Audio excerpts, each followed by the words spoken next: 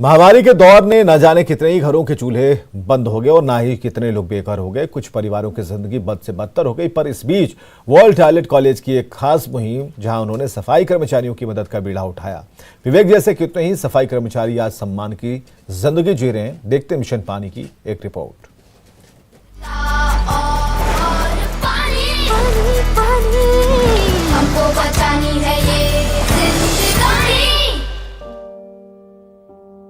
Lockdown समय ऐसा आया कि उसने हर इंसान को निचोड़ कर रख दिया। मेरे सामने ऐसे काम आ गए जो मैंने कभी ज़िंदगी में किए नहीं थे, जो कि सफाई को लेकर थे।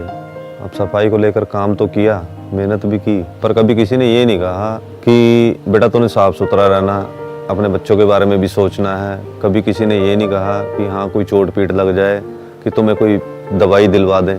ऐसा कुछ नहीं हुआ आज तक। ना किसी ने कोई आज तक कोई ड्रेस दी, ना जूते दिए। इस काम से निकलकर मेरी मुलाकात राशिद अंसारी से हुई, जिससे मैं वर्ल्ड टॉयलेट कॉलेज से जुड़ा। विकास जब यहाँ ट्रेनिंग लेने आए थे तब वो कोविड के बाद बिल्कुल बेकार हो चुके थे। उन्हें कहीं काम नहीं मिल रहा था, वो सैनिटेशन के काम से जुड़े हुए थे। तब उन्होंने मुझे बताया कि सर मैं एक पढ़ा लिखा व्यक्ति हूँ, मेरे फैमिली में भी सब जॉब करते हैं, लेकिन कोविड का जो दौर आया उस समय मैं नौकरी से बिल्कुल बेकार हो गया और मुझे उस समय गटर में उतर के भी काम करना पड़ा, इससे मुझे पैसे मिल सके, मैं अपने बच्चों का पेट भर सकूं। तो बोले सर मुझे आपकी ट्रेनिंग प्रोग्राम के बारे में पता चला है, अगर कोई मेरे लिए बेहतर विकल्प है यहाँ पे जॉब का तो प्लीज़ आप मुझे इसके लिए बताइएगा, कांटेक्ट करिएगा। तो हमने उनसे कहा कि पहले आप ट्रेनिंग लीजिए, अपने आप को तैयार कीजिए। हमने उनको यहाँ पे ट्रेनिंग दिया, तैयार किया और हरी भरी पटियाला वेस्ट मैनेजमेंट जो इस प्रोग्राम में पार्टनर है, आज वो व्यक्ति एक वार्ड का सुपरवाइज़र है, सारी सफाई का काम देखता है। आज उसको म्यूनिसिपल काउंसिलर, म्यूनिसिपल कॉर्पोरेशन के लोग सब उसको जानते हैं, तो उसके लिए एक बहुत सम्मान की बात है। तो मुझे ये बात है कि अच्छी लगी कि हम हाउस कीपिंग के अलावा भी और भी ऐसे सेक्टर सैनिटेशन में खुल रहे हैं उनके लिए, जहाँ पे अपने आप को ले जाके एक बेहतर विकल्प पा सकते हैं जॉब का।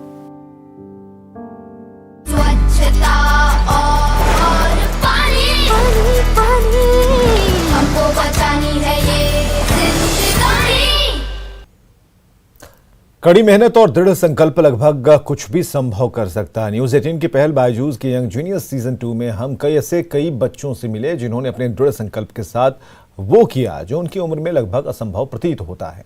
यही हमने बायजूस यंग जीनियस सीजन 2 के इस हफ्ते के एपिसोड में देखा। आइए देखते हैं इसकी कुछ झलकियां। मैं हूं आनंद नरसिम्हन, जीनियस के इस सफर में आपका साथी और सूत्रधार। और आज की हमारी पहली यंग जीनियस ने 10 साल की उम्र से अपनी मुश्किल हालातों और अपनी मजबूरियों को गर्दन से पकड़कर उन्हें धूल चटाकर साबित कर दिया कि वो एक धाकड़ जीनियस है। प्लीज वेलकम झारखंड के छोटे से कस्बे हटवाल से बड़े सपनों, बेमिसाल हिम्मत और मजबूत इरादों के साथ रेसलिंग में 2 बार नेशनल गोल्ड मेडल जीत चुकी 15 साल की चंचला कुमारी। प्लीज वेलकम कॉमनवेल्थ गेम्स में पहली बार विमेन्स रेसलिंग के लिए इंडिया को गोल्ड मेडल जिताने वाली और ओलंपिक्स के लिए क्वालिफाई करने वाली भारत की पहली महिला wrestler, the one and only Geeta Phogat. नमस्ते। नमस्कार। आइए बैठिए। मैं जब कैंप में थी तो मैंने चंचला को ट्रेनिंग करते हुए वाकई में देखा है एंड इतनी कम उम्र में जिस तरह से वो ट्रेनिंग करी, जिस तरह से इसकी ट्रेनिंग की स्किल है, टेक्निक्स हैं और जिस तरह से इसके मूव मैट के ऊपर है, तो बिल्कुल आने वाले टाइम में चंचला एक देश का हीरा है। मैं ये कहूंगी अभी भी हीरा है। कैसी लग रही है ये एब्स्ट्रैक्ट पेंटिंग्स? ये इसे टूकन कहा जाता है। जो चित्रकार हैं, जो पेंटर हैं, 2 साल की उम्र में किया है इन्होंने। गजब के हैं ये। ग्लोबल चाइल्ड प्रोडिजी अवार्ड जीत चुके हैं। पुणे के रहने वाले अद्वैत कोलरकर।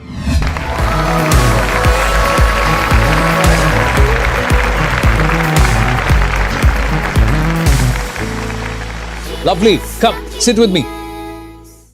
Fantastic. I'm in love with your work, Advait. Thank you. Let me ask you, what's your favorite color? My favorite color is black. Why do you like black so much? I like black because black is so strong and bold, it can cover up all the color.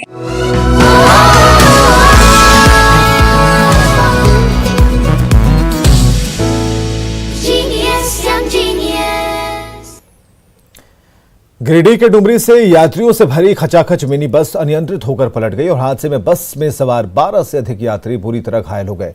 घायल यात्रियों में कई लोगों की हालत गंभीर है, जिन्हें अस्पताल में भर्ती कराया गया। बताया जा रहा है कि मिनी बस का आगे का पहिया खुल गया, जिसकी वजह से बस अनियंत्रित हो गई और पलट गई।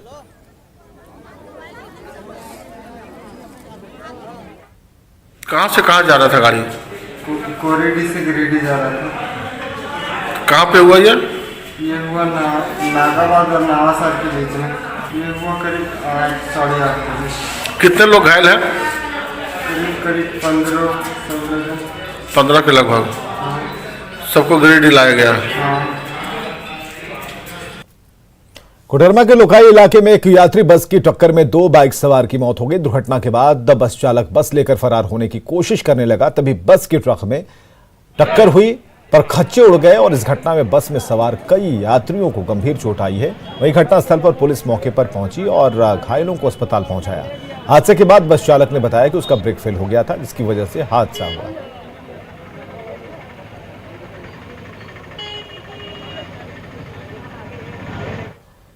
गिरिडीह के मुफस्सिल थाना क्षेत्र के कई इलाकों में उत्पाद विभाग ने गुप्त सूचना के आधार पर छापेमारी की, जिसमें 80 लीटर महुआ शराब और 100 किलो जावा महुआ जब्त किया, उसे नष्ट किया गया। पुलिस ने लाइन होटल में भी छापेमारी की और भारी मात्रा में शराब जब्त किया। उत्पाद विभाग ने बताया कि सुनसान जगह पर अवैध शराब का निर्माण किया जाता है। जो अवैध शराब का बिक्री चल रहा है, इस पर पाबंद लगाने हेतु उत्पाद विभाग का गहन छापामारी चल रही है। जिस क्रम में आज बरमुरिया, परसाटाड़, कल्याणडीह, गप्पे, पचम्बा क्षेत्र में जितने भी लाइन होटल हैं, रोड किनारे होटल हैं, सभी में छापामारी की गई। गढ़वा के श्रीवंशीधर नगर प्रखंड के कोलछिंकी पंचायत में कोरोना काल में गरीबों के लिए आवंटित राशन बांटने के बजाय उसे सड़ा गया। मामले की जानकारी के बाद बीडीओ ने गोदाम का निरीक्षण किया, कार्रवाई की बात कही। बीडीओ ने माना कि अनाज का रखरखाव ठीक तरीके से नहीं हुआ। पंचायत की मुखिया को इसके लिए जिम्मेवार माना गया है। कोविड-19 के तहत सभी पंचायत को आवंटन दिया गया था, जिसमें कोलझिकी को भी 18 क्विंटल 40 केजी चावल जून 2020 में दिया गया था और उनको सूची भी उपलब्ध कराई गई थी कि इसके अनुसार आप लाभुकों को बांट दीजिएगा, परंतु उनके द्वारा अभी तक नहीं बांटा गया है। और आज जब पंचायत का निरीक्षण किए तो उसमें पाए कि चावल सभी है और सड़ा हुआ है, खाने की स्थिति में नहीं है। इसका वस्तु स्थिति लिया जाएगा और इसका विस्तृत रिपोर्ट जो है एसडीओ सर को सौंपा जाएगा। औरंगाबाद में 15 फरवरी को धान की खरीद खत्म हो गई है, लेकिन अब भी कई किसानों के धान खलिहान में पड़े हैं। जिले में धान अधिप्राप्ति का लक्ष्य 2 लाख से ज्यादा मीट्रिक टन रखा गया था, लेकिन अब तक 2,48,000 मीट्रिक टन धान की खरीदारी हो सकी है। किसानों ने धान अधिप्राप्ति की समय सीमा बढ़ाने की मांग की है। अगर हम लोग के समय अभी भी किसान बहुत बाकी रह गए हैं, इससे हम असहमत नहीं है। हम लोग को समय भी चाहिए और लक्ष्य भी चाहिए, लेकिन अब तो बिहार सरकार के हवाले है। हम लोग को जो मिला उसके अनुसार हम लोग 100% काम किए। और समितियां हैं जिनके ऊपर कार्रवाई की जा रही है, जिनके ऊपर रोक लगा उनके ऊपर भी कार्रवाई प्रक्रियाधीन है, उनके ऊपर भी आगे चल के हो सकता है प्राथमिकी दर्ज हो कि मिनिमम 7 to 10, 7 से 10।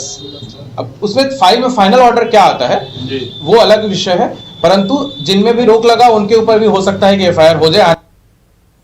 जहानाबाद के एक गांव में आज भी फुटबॉल की दीवानगी नजर आती है। हर साल यहां फुटबॉल टूर्नामेंट का आयोजन होता है, जिसमें दूसरे जिले की टीमें भी हिस्सा लेती हैं। मखदूमपुर के एकेल में टूर्नामेंट का आयोजन होता है। यहां यंग फुटबॉल क्लब की स्थापना 1940 में की गई। तब से लेकर 1-2 साल छोड़कर हर साल टूर्नामेंट होते हैं और इस साल उद्घाटन मैच में बरनी की टीम ने घोसी को 1 के मुकाबले 2 गोल से हराया।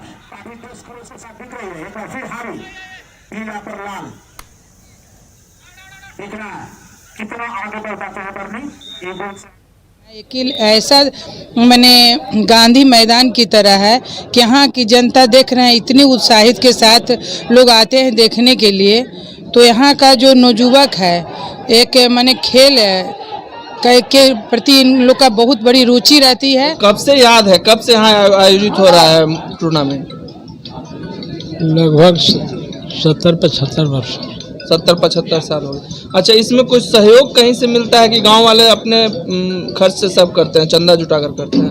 नहीं, जो सहयोग देना चाहते हैं उनसे लिया भी जाता है, लेकिन ऐसा कुछ नहीं है कि सहयोग लेना जरूरी रहता है, ऐसा नहीं है। बहुत अच्छा लगता है। थोड़ा सा युवा जो बच्चे हैं आजकल मोबाइल में बिजी चल रहे हैं, तो इस तरह के आयोजन होने से जो युवा लड़का लोग है उसको काफ़ी उत्साह मिलता है कि हम भी खेलें। और खेलना आजकल के युग में बहुत ज़रूरी है, क्योंकि कोरोना काल में आप देखें जिस तरह से बीमारी चल रहा था, तो स्वस्थ रहने का सबसे अच्छा जरिया स्पोर्ट्स है। बहुत फ़ायदा मिलता है। जो कमेटी यहाँ का बहुत बढ़िया हमको लगता है। कहीं भी टूर्नामेंट हो तो हम लोग यहाँ टूर्नामेंट छोड़कर यहाँ खेलते हैं, बिकॉज यहाँ का कमेटी जो इतना बेहतरीन तरीके से कराता है, हम लोग को बहुत खुशी मिलता है। खबरें लगातार जारी हैं, बने रहिए हमारे साथ।